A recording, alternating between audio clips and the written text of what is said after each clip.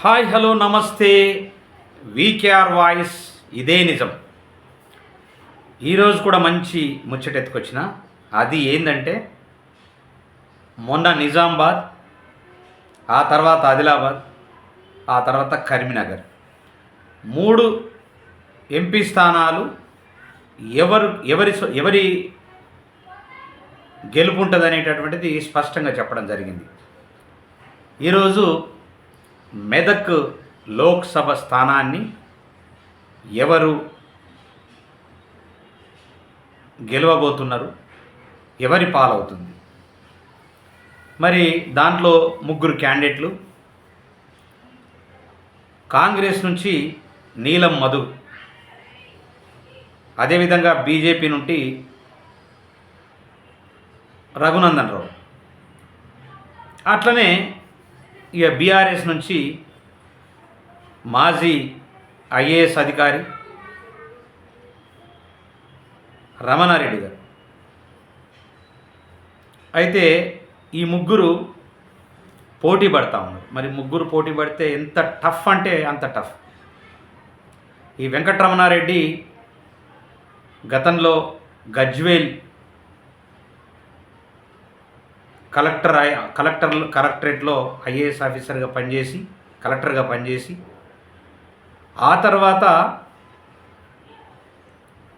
కేసీఆర్ బినామీగా మారి ఎన్నెన్నో భూదందాలు చేసి భూముల్ని క్యాప్చర్ చేసుకొని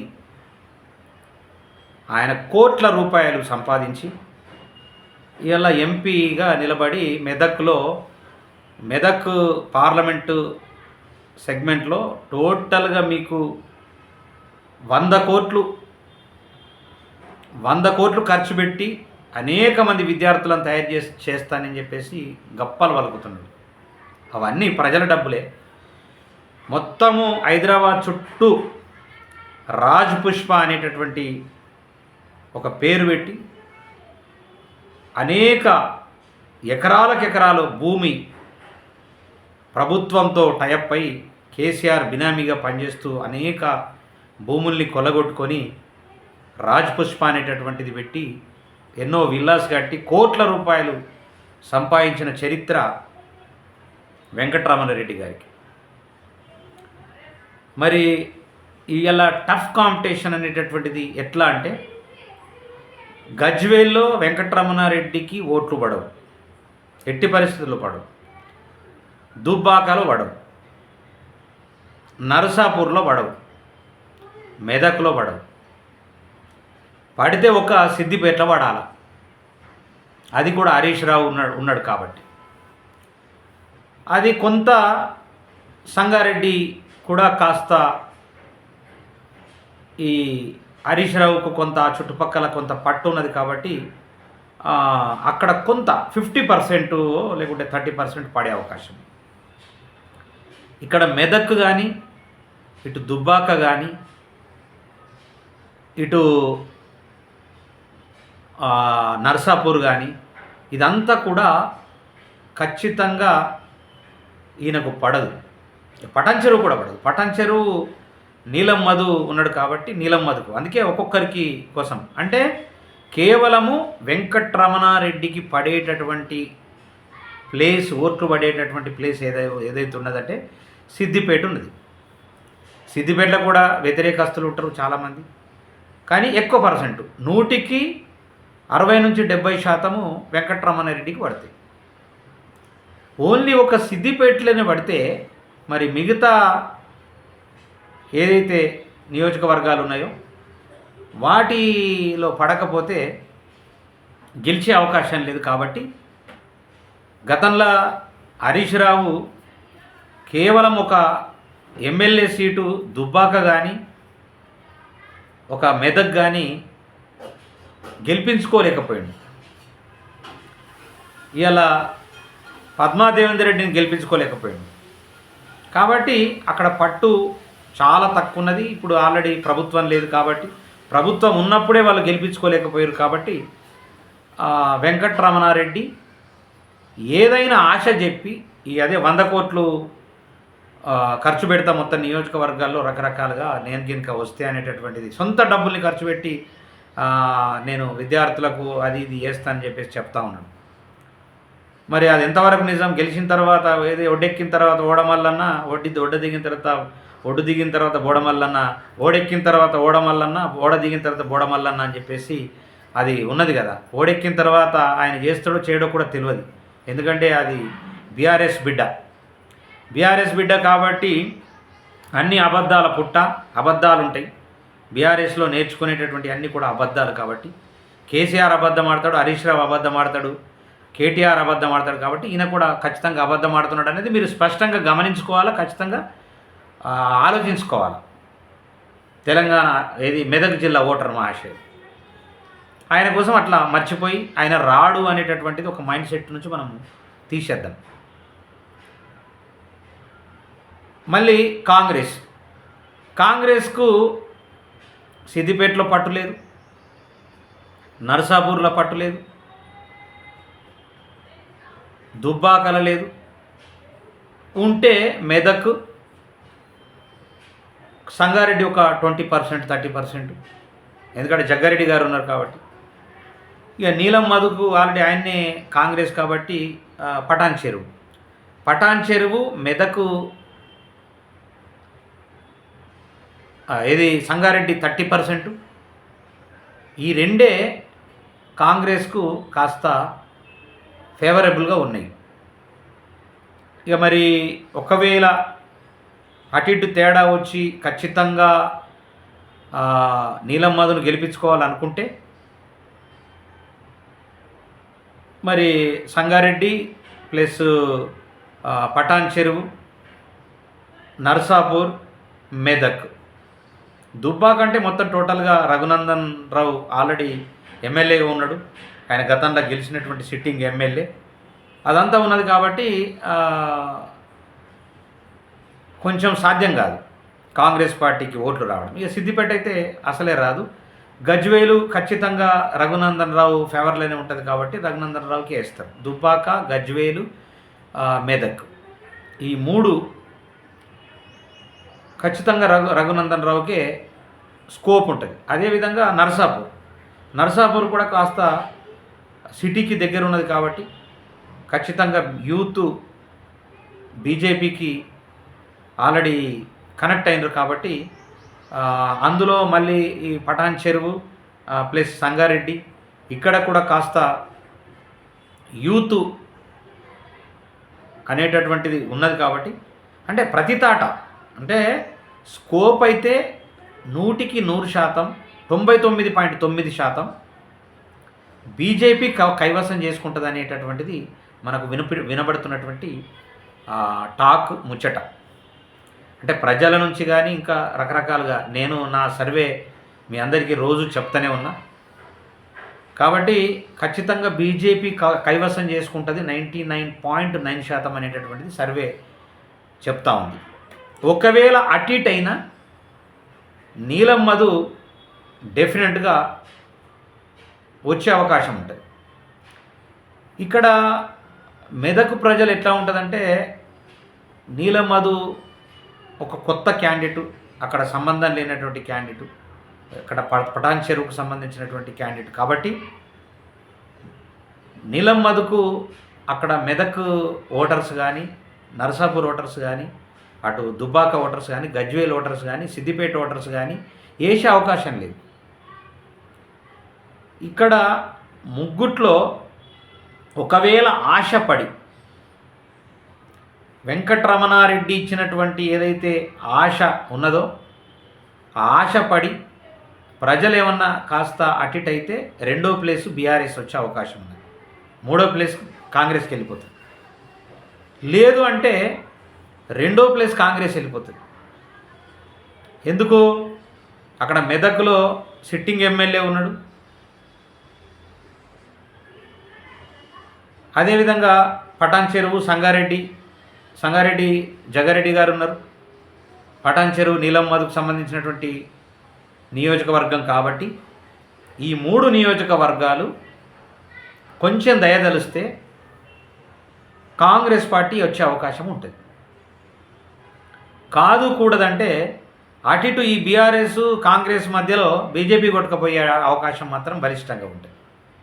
నాకు తెలిసిన రిపోర్ట్ ప్రకారము మంచి మేధావి, బీజేపీకి సంబంధించినటువంటి వ్యక్తి, మొదటి నుంచి అంటే చాలా రోజుల నుంచి బీజేపీలోనే ఉంటున్నాడు. సిట్టింగ్ ఎమ్మెల్యేగా దుబాక నియోజకవర్గంలో ఎమ్మెల్యే చేసినటువంటి వ్యక్తి. ఏదైనా అభివృద్ధి చెందాలంటే కాస్త బీజేపీ అయితేనే బెటర్ అనేటటువంటి ఆలోచనలు ప్రజలు ఉన్నట్లు తెలుస్తూ ఉన్నది. కాబట్టి రఘునందన్ రావే ఈ మెదక్ సీటు కూడా 4వ సీటు, అంటే ఇప్పుడు నేను చేస్తున్నటువంటి సర్వేలలో 4వ సీటు మెదక్, నిజామాబాద్, ఆదిలాబాద్, కరీంనగర్, మెదక్, అంటే అటువైపు ఏదైతే నార్త్ ఉందో నార్త్ను ఫస్ట్ తీసుకున్నా. ఆ నార్త్లో 4 సీట్లు బీజేపీ వైపే మొగ్గు చూపుతున్నట్లు మనకు తెలుస్తున్నటువంటి రిపోర్ట్ ప్రకారం మనం చెప్తా ఉన్నాం. కాబట్టి ప్రజలారా, ముఖ్యంగా మీకు తెలుసు ఎవరికి వేస్తే, ఎవరిని మనం ఎన్నుకుంటే మనకు న్యాయం జరుగుతుంది అనేటటువంటిది మీరు బలిష్టంగా గత అసెంబ్లీ ఎన్నికల్లో మీరు ఆల్రెడీ నిర్ణయం చేసుకున్నారు. ఎవరిని బొందబెట్టినరు, ఎవరిని అధికారంలోకి తీసుకొచ్చినారు అనేది కూడా మీ అందరికి కూడా స్పష్టంగా తెలుసు. కాబట్టి మీ మీదనే వదిలేస్తున్నా. ఇది మాత్రం అంటే స్పష్టత కరెక్ట్గా చెప్పలేం, కానీ మేజర్గా ఫస్ట్ ప్రిఫరెన్స్ మాత్రం బీజేపీకి, రెండో ప్రిఫరెన్స్ కాంగ్రెస్, థర్డ్ ప్రిఫరెన్స్ మాత్రము బీఆర్ఎస్కి ఉంది. దాంట్లో ఈ ఓటర్స్ ఎటు బెండ్ అవుతారో తెలియదు. ఆయన ఇచ్చినటువంటి 100 కోట్లకు బెండ్ అవుతారా, లేకుంటే అధికారంలో ఉన్న కాంగ్రెస్కు బెండ్ అవుతారా, లేకుంటే సెంట్రల్లో ఉన్నటువంటి బీజేపీకి బెండ్ అవుతారా? అది అనేటటువంటిది ఒక టిపికల్ ఉన్నటువంటి సమస్య. ఈ సమస్యల్లో నాకు తెలిసి మాత్రం డెఫినెట్గా నాకున్న రిపోర్ట్ మాత్రం ఖచ్చితంగా బీజేపీ ఆ సీట్ను కైవసం చేసుకుంటుంది అనేటటువంటిది స్పష్టంగా చెప్పినటువంటి మాట, చాలామంది చెప్పినటువంటి మాట. అంటే నేను అన్ని రకాల ప్రజలను అడుగుతూ ఉంటాను కదా, టీచర్లను, లెక్చరర్లను, అడ్వకేట్లను, డాక్టర్లను, రైతులను, తర్వాత అంటే కొంచెం యూత్ని కూడా నేను అడుగుతూ ఉంటాను. అంటే యూత్లో కూడా ఎట్లాంటి మెంటాలిటీ ఉంది.